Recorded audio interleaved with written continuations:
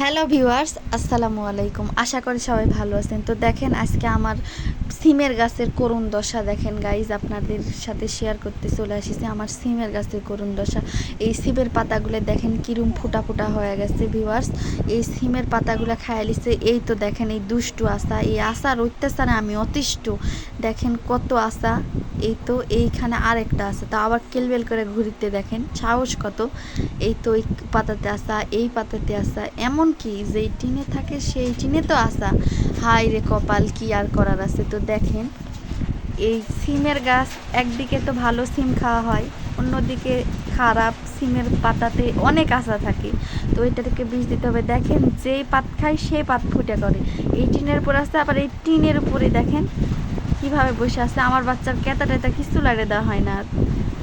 দেখেন গাইজ, তো আজকের মতো এখানে শেষ করছি, বাই।